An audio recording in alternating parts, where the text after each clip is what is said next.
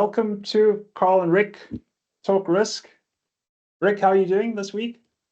Yo, as the old guy here, I'm going to have as my objective today to prove that I am not senile. But anyhow, let's go. A timely reference, Rick. After last night's debates, there are some questions. Let's Hey, say that. man, I'm just leaving it open. I'm not saying anything about anything. I'm just, I'm here. I'm solid. I can occasionally finish sentences. Yeah, Uh, there is a problem. I don't golf, but when I do yeah. golf, actually pretty decent. But let's go. Okay, we'll leave the handicap competition to another day and argue about that. Um, well, Rick, we haven't prepared a full-on episode today, but that's fine because we're Have always we reading. ever? I no, we have. I'm trying to keep up appearances with the audience here. But no, we generally don't prepare, but we always read something of interest that catches our eye. And I've actually read a couple of articles this week that I think were interesting.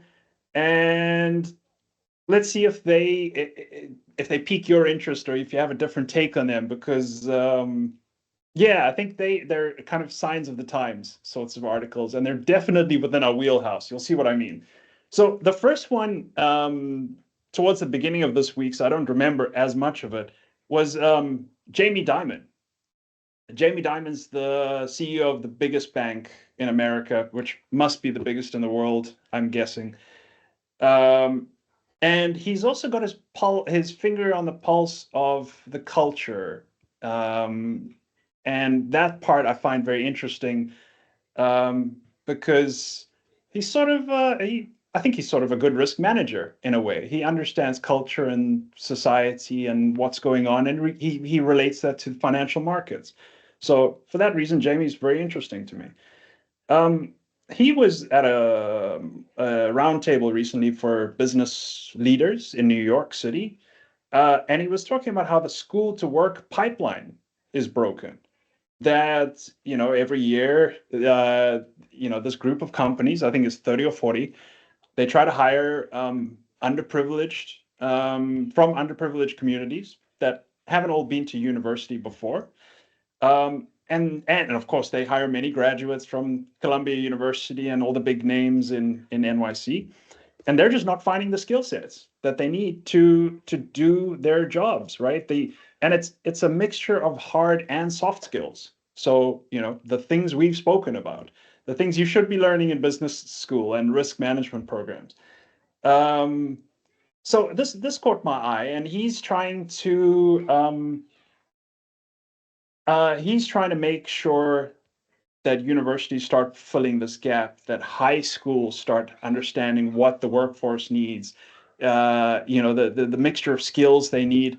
Not quite sure how he's doing that. That's beyond the scope of the article. But I thought it was interesting that such a prominent businessman is saying, hey, something is really broken here.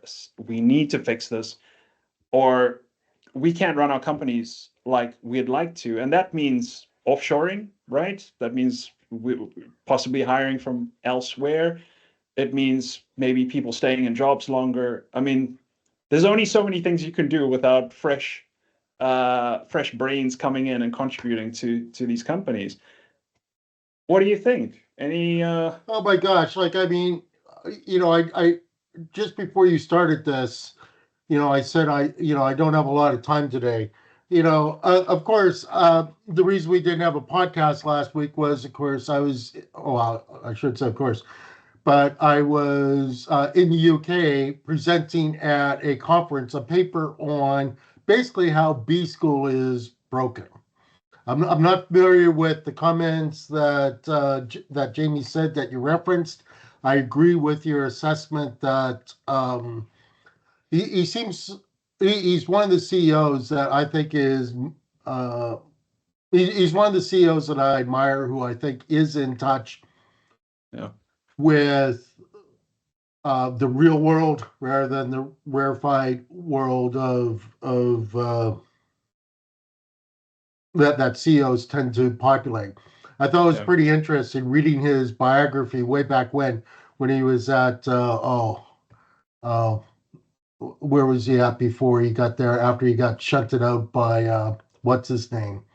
But yeah, when he got fired, I want to say Nations Bank or whatnot. Before he got on at Nations Bank, so that's probably not it. And now, of course, people are saying that I'm not fit to be president. I don't want to be president. But in his biography, he goes, um, when he basically got canned from his role at it was Shearson, I think. His daughter came and said, now that you've been fired, can I have your cell phone? So I think that having daughters keeps you well grounded. Um, at this conference, again, I was with a co-author literally presenting a paper how B schools are broken and how AI is uh, giving us an opportunity to see how it's broken. The school to work pipeline, uh, I'm on, I think that there's at least two sides to that. One is school in part and only in part should be the training ground for work/profession. Mm-hmm. And by the way, I assume his comments were in the context of K-12. I'm going to extend it to K through university as well, not that university is absolutely necessary. One of the problems that we have is the perception that school is to provide you a job. Okay? Mm-hmm. I think that should be very low down. Well, it should be on the priority list, but not top of the priority list. School should be teaching you how to think. Mm-hmm. Okay? Uh, in my opinion, school has totally abandoned thinking. Mm-hmm. Is totally abandoned uh, thinking. It's totally abandoned inducing the love of learning. I would say that the second thing in an idealistic world would that school would foster the love of learning. I think it does anything but. In fact, I think Mm-hmm. it does the opposite. And so we have this perception that, oh, I graduated, whether it's from kindergarten, whether it's from high school, whether it's from trade school, whether it's from university. I Yeah. graduated. Okay, I'm going to basically park my brain for the next 25 years, get the gold watch. I don't know what they do now when you retire, but I'm going to get the pension plan, and then I might turn my brain on again. Mm-hmm. But because I graduated, I am entitled to a job, and I'm entitled to basically sit on my posterior, even though it is quite broad and quite good for sitting on. And that's all I have to do to drift off into the golden sunset. I Yeah. think that uh, there's a whole set around values, and I'm not talking necessarily about religious values or Mm-hmm. necessarily about morals, but there's values about what it means to be a good worker. There's values about what it means to be a good citizen. Um, I believe that there's a training responsibility of companies. And again, I'm slightly biased on that, having been a senior executive in training at two former institutions I was at. And AI is really uh, putting the magnifying glass uh, on on these elements. Again, I didn't hear or read Diamond's comments on that, but Yeah. man, but by the way, just one thing before I shut up and let you go, or go on, is this has been something that's been said about virtually any generation. Yeah. That's true. But I think that we have a couple of things now that make it truly unique. Yeah. And I don't want, I could come back on a lot. I think we'll get into it in future podcasts, but I would agree. And I think anybody who's watched more than three of our episodes knows we talk about this a lot, and we cite sources like, Jonathan Haidt's book on depression rates and all kinds of stuff in the generation now coming into the workforce and struggling with it. So I think we're not saying that subjectively. There's data behind it. I was at another conference late last year, Yeah. and this was an industry conference, not an academic conference.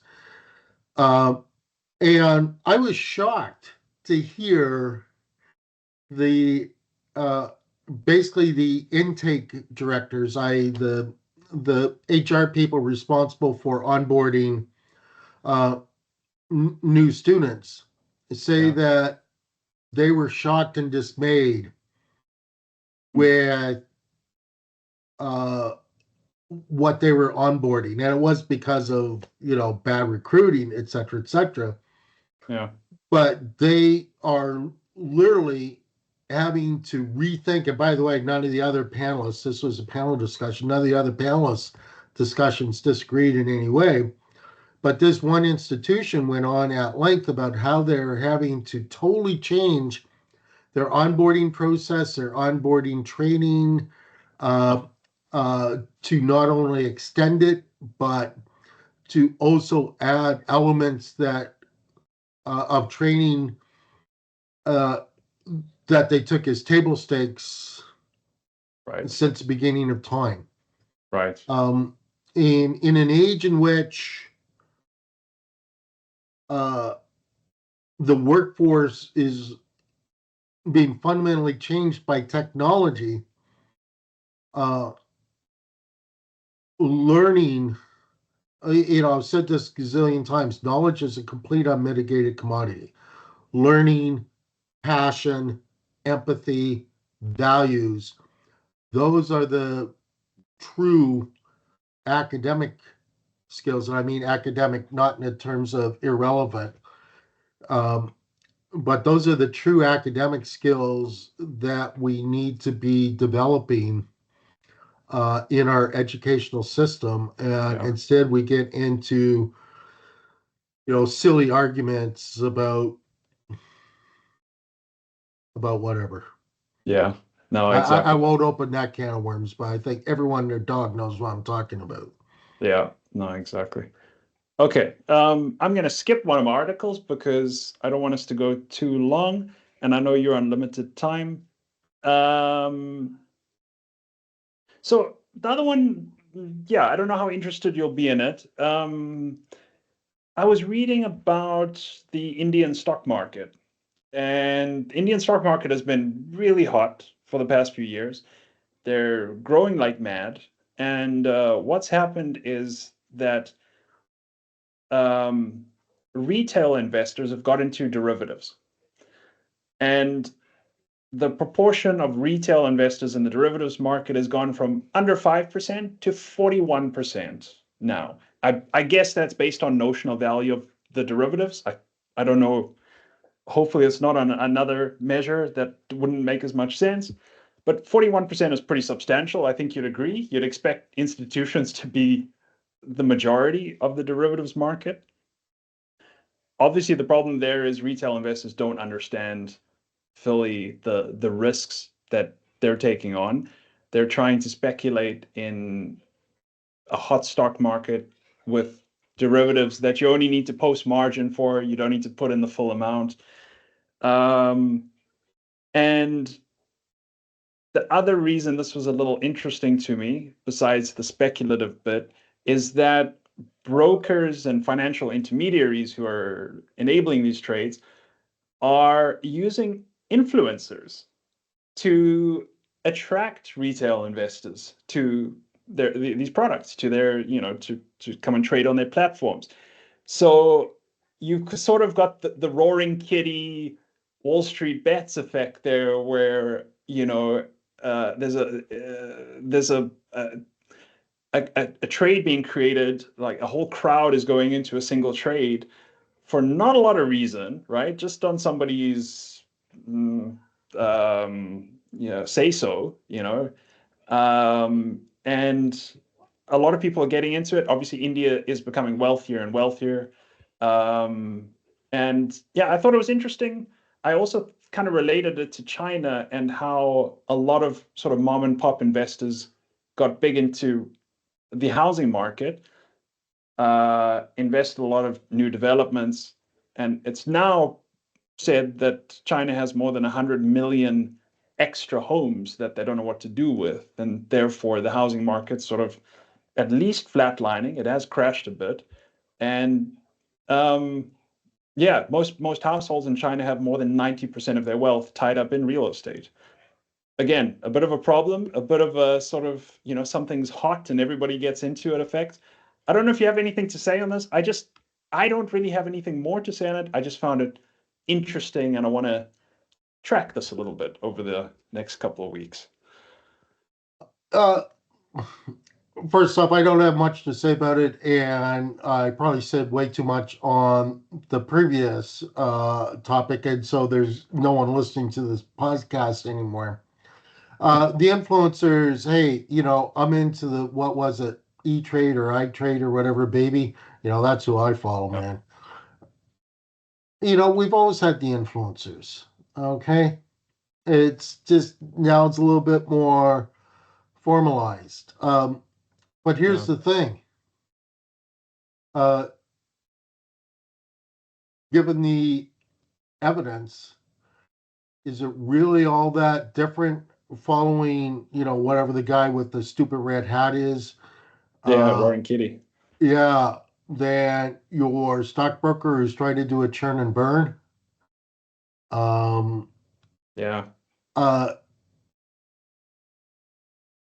as for the derivatives, I actually really don't have a problem with that Yeah. because the point is with the derivatives, you're going to learn quicker if nothing else, and uh, ultimately, I believe that people. Ultimately, I believe in people as Mhm. much as I rag on them, and yeah, I don't have anything coming. Move on. Okay. Well, let's see if it goes anywhere else. The Indian regulator SEBI is watching this as a potential systemic risk. If it goes any further, I guess the ability for large losses to kind of spread across the system and take down brokerages. But yeah, it's kind of a crossroads between a few things going on with like the rise of digital influences, growing wealth in developing countries, what asset classes the people there get into. But we'll return to it another time. Rick, maybe that's a good place to stop. I can hear my son outside the door wanting to go for a walk, and he's not quiet, believe me. Uh, okay, I we'll gotta go stop work there. on my golf handicap. So Hey, anyhow, yeah, do that. I'll let you go. Have a good one, Okay, everyone. till next time.